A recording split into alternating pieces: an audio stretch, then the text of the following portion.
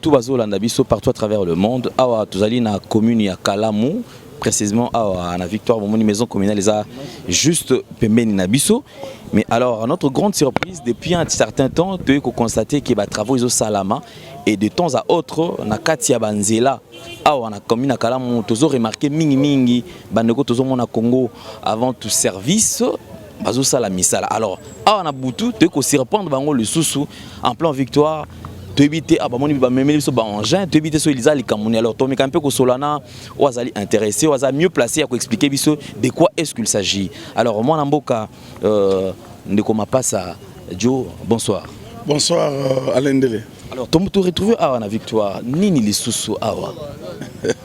Yo landa biso partout vraiment il est comme ça biso habité mais tout ça dans le cadre de musala ndenge tolobaki que partenariat oyo tosali na commune ya Kalamu eza partenariat moko sérieux à tel point que tobakisi lisusu ba partenaire mosusu na côté na biso oyo eza bongo Kabi service bango baza spécialisé na ba nettoyage ba chaussée ba pavé ba nini.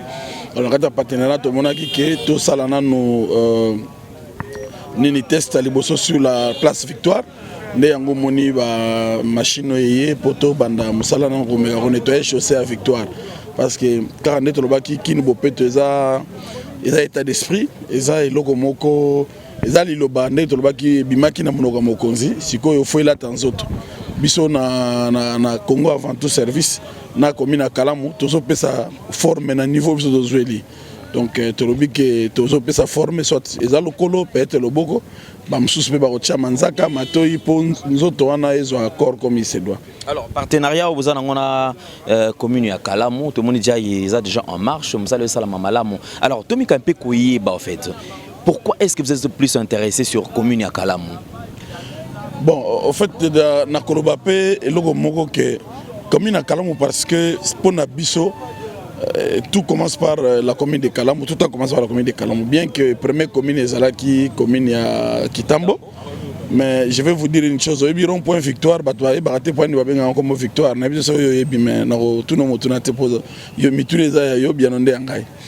en fait, il y a un point victoire, il y a une victoire, il y a indépendance. Il y a un point victoire. Alors, tout a commencé par l'indépendance, il n'y a pas de libre dans la commune de Kalamu. Et c'est pourquoi tout le monde est dans la commune de Kalamu. Et puis réceptivité, il y a bourgmestre Jean-Claude Kadima qui a compris aussi que tout le monde a une vision au gouverneur, na mécanicien aye, ne yango tozo sala mais n'empêche tozo déjà na contact na bourgmestre mususu oyo pe ba tozo solo là ceux qui to soli malamu to Kinshasa za biso to kotikela ngo su batunde za ki te obiso ndeba eloko mo te toni su biloko ante avec le président Fachi ndenge apesi impulsion ndenge azoloba ye mo ke congolais nyonso oyo azana eloko akosala aya tia maboko nde biso toyebi biso za ba diaspora pe nato to ba Afrique du Sud batakabi ba uti Canada ba ye pona misa donc to ye pona royabi ye la te to ye nde pona ko tia en plus na bandeko ba alia to sangisi maele biso nyonso ndo mo lelo misa ezo kende so mona ye mo bourgmestre aza présent awa équipe ne mobimbezali awa batu ya raskino ya commune baza donc équipe mobimba ezo tikate ezo ko simba partout ezo kende de façon que kini bopeto mona na pena keza kini bopeto. Alors tout le monde boto ça la fusion quand même on a bande comme ça kabi service. Alors toki kozwa programme ezali nini? Vous allez commencer par où pour enfin finir par où?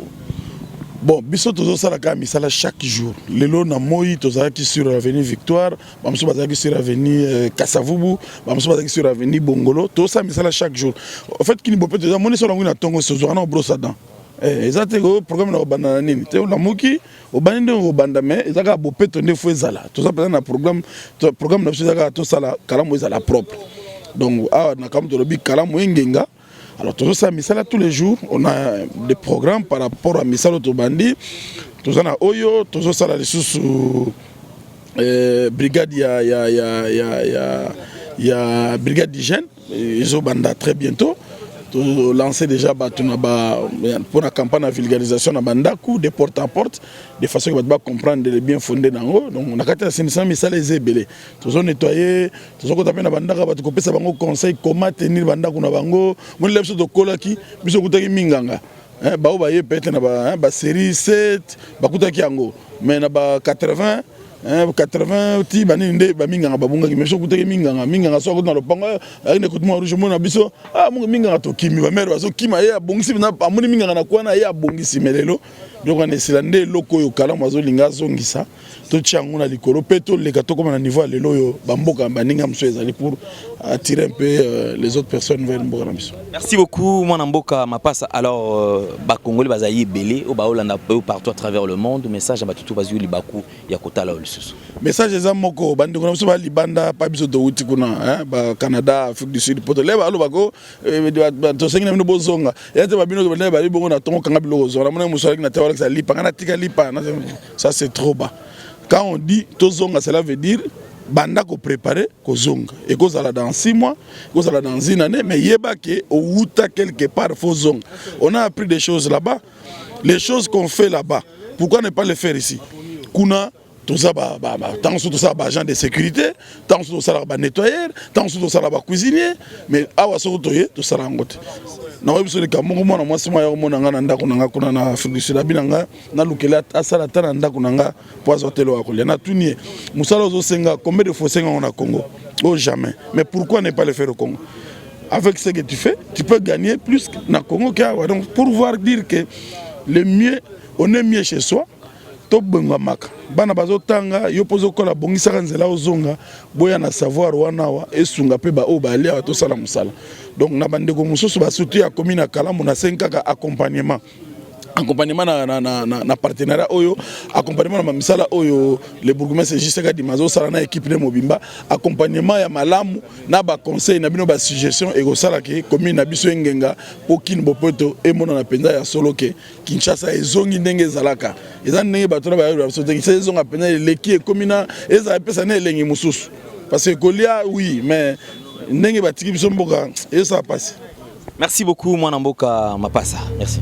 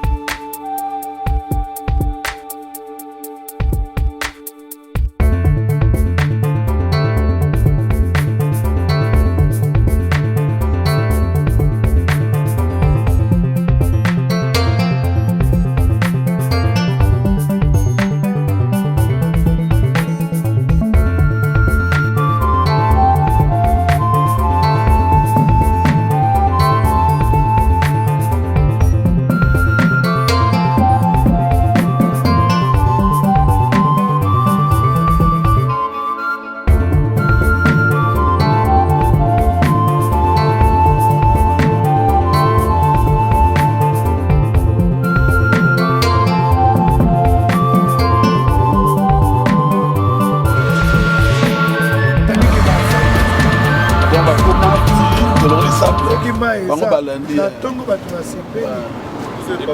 Sikoyo awa na Kalamu bazofabrike badalete awa nyonso mais awa place wana eza trottoir solo tokombole ya makadame yali awa place oza wana makadame eza wana makadame eza wana place oza wana eka moke total Eric attends eza makadame awa kutu eza place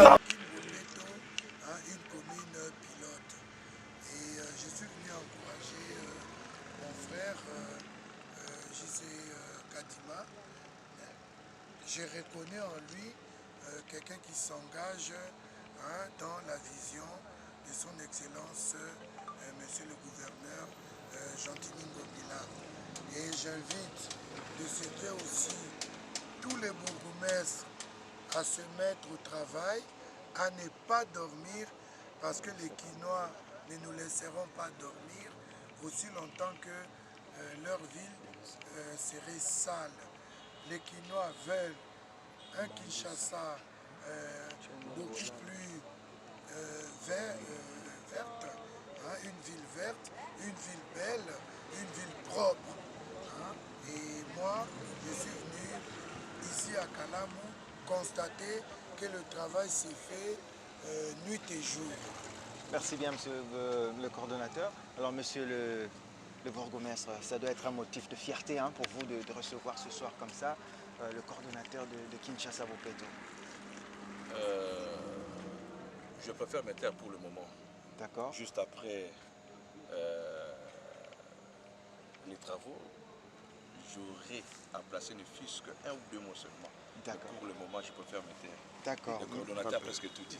Merci bien. Là, alors, vous aussi passe d'aller à la oui, l'ambassadeur, comme on l'appelle déjà. Alors, Papa Bozi, qu'est-ce que vous pouvez nous dire par rapport à tout ce qui se passe dans cette commune phare de la ville de Kinshasa? Non, ils ont déjà commune à Maï, Botem Namatongé, commune à Kalamu, à Sepeli, comme on a mestre na biso ya commune ya Kalamu, ndenge aza koluka ndenge nyonso tuke commune oyo ezala Bopeto. Alors ça lui a plaisir à trop. Les alliés 5. Les alliés 5 à trop. Et puis sans oublier pour l'idéologie du gouverneur Gentilly Ngomila. Dengue ici l'idéologie wana que Kinshasa Kin Bopeto. Ça c'est. Et ça action nini bozo sala pena pona bo accompagner Kinshasa Bopeto wana elenda batu nyonso s'accaparer pena na idéologie wana ndengo lobele yango. Idéologie yango wana déjà. Yango wana to moni déjà exemple là déjà. Et pas il y a bourgmestre JC Kadi. Moni déjà ndenge idéologie ça. Donc partout et vous allez kaka ba idéologie bino continuer kaka au sens que Kini Bopeto et pesa penza merci. Selon moi, tout ça, tout ça, la idéologie.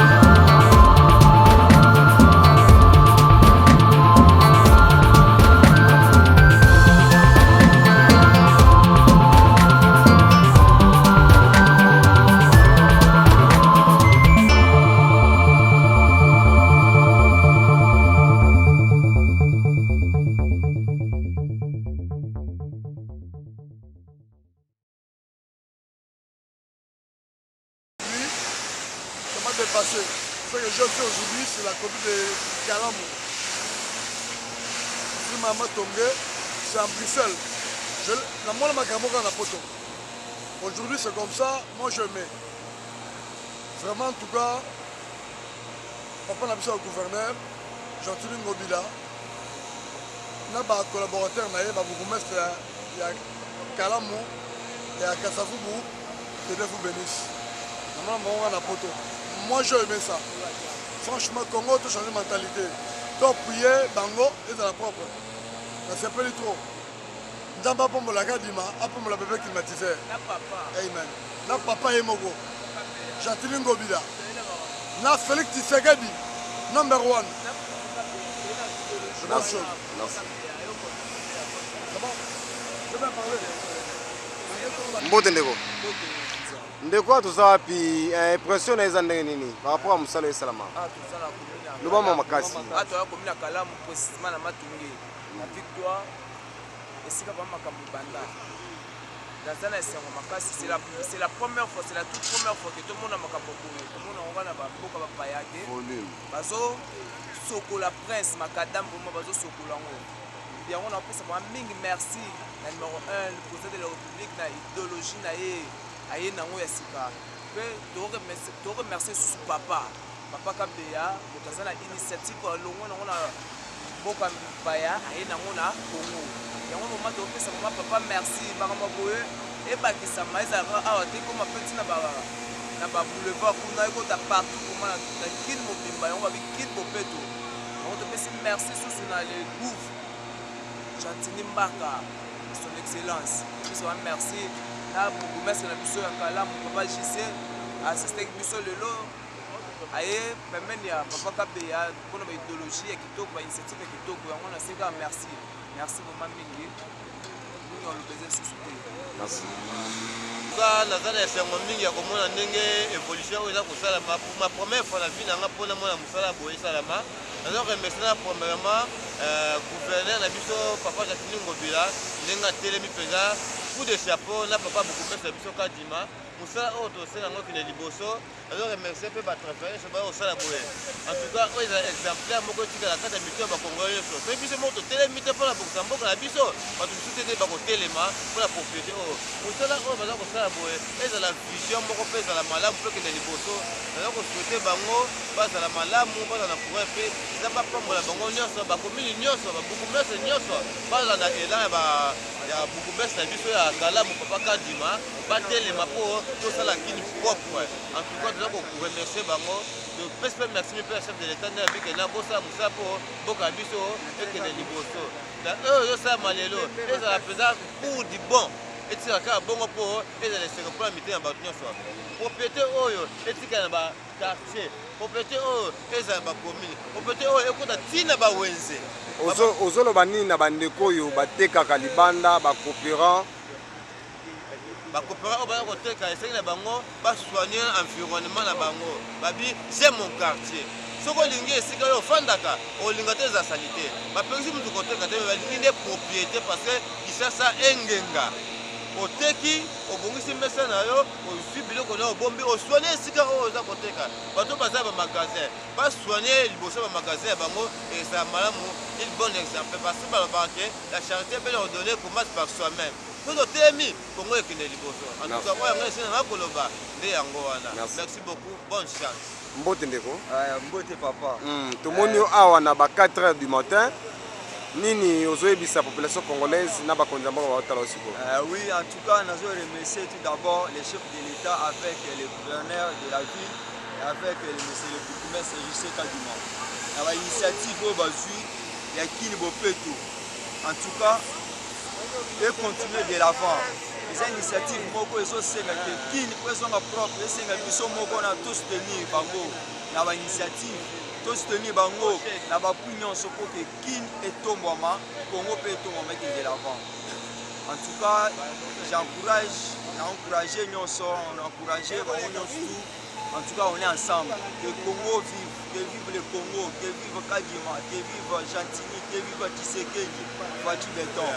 En tout cas, merci à vous. Merci. Mbote papa? Mbote.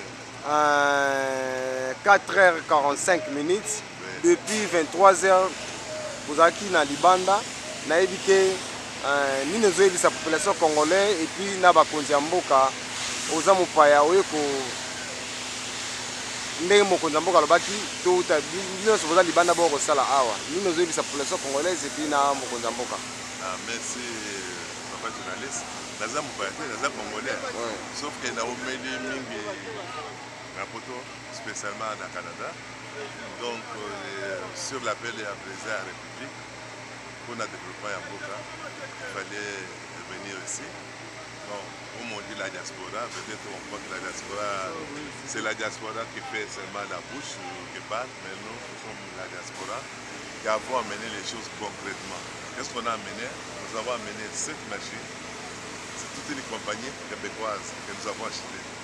Il y a un monsieur québécois qui a vendu sa compagnie et je l'ai acheté et je l'ai amené ici. Donc, le président a dit qu'il va faire des Congolais milliardaires. Nous, on a fait notre premier pas, tout est là, tout est beau. On attend que le gouvernement nous soutienne alors. Et les gens qui peuvent nous appeler pour travailler. Voilà les trucs qu'on a fait. Moi, je suis venu à Kinshasa en 1963, je connais Victoire, on n'a jamais balayé cette route. Mais avec l'autre chose que nous avons utilisée, vous pouvez regarder vous-même comment cela est à Poto. Donc on a mené l'esprit à propriété, esprit à propriété à Poto. Donc on n'a pas que Poto est propre, ce sont les gens qui font que Poto est à la propre. Il y a moi un peu sur tout ça que Kinshasa est à la propre. Bakonzo et Bamoni. Combien est-ce qu'on a d'ailleurs été à ça dans la compagnie? Mais bien sûr, nous sommes dans la compagnie, là, nous sommes. Donc, toujours le cas que nous devons bien non. Affaire, la compagnie David de service est là, et nous, on va travailler pour vous. Donc, nos autorités, nous sommes là, nous pensons à vous. Nos compagnies, nous sommes aussi là, on peut travailler, nettoyer les bus, nettoyer les industries, nettoyer les grandes sociétés. Local entreprise, bandeko baotala yo, numéro de téléphone, moyen de contact et puis adresse. Adresse, numéro de contact, est 0852 737 981. Tout ça est limité, 10e rue, c'est là où à 507 Canas. Donc, il y avait mon nom de Gabriel, c'est moi le président, directeur général, propriétaire de la compagnie. Merci. Mbote ndeko. Nino koyebisa population congolaise baotala osikoyo. Bosali propriété, to éviter continuité ezala ndenge nini ozoyebisa bandeko bazobako utiliser nzela na environnement ba utiliser ngo ndenge nini. En tout cas bandeko na biso basunga biso. Monde tosala awa ta sachet moko eza te. Bango pe tant bakuta lobi tango ka il y a des poubelles. Les bourgmestres Kadima on tient la poubelle un peu partout. Donc basunga biso. Ça va commencer à se faire régulièrement. Ça le sala. Le matériel est propre. Matériel est aussi na bandeko na biso extérieur. Ba diaspora te, il y a extérieur. La diaspora ils appellent na ba musu ba sala buso ba côté na bango. Na biso bien na biloko bien. Parce que la volonté sur la Mboka na biso et à l'obaki au sala ba congolais ba milliardaire yango wana baye na biloko biloko bien. Il y a de l'autre chose so lingi tokomi na place ya mafuta tochema ya moto ezo cleaner nyonso. Toza na Kinshasa bandeko baza na ba intérieur na ba ville mususu awa na Congo ndeni bako contacter bino nini ozoyebisa bango.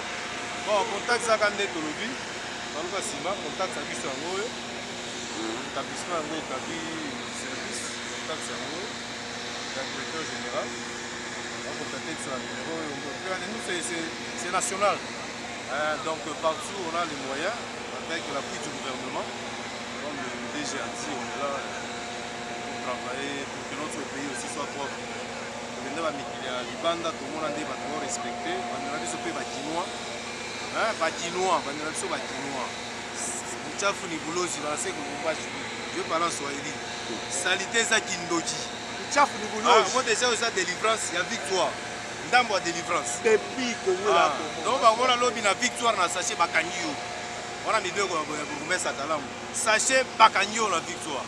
Merci.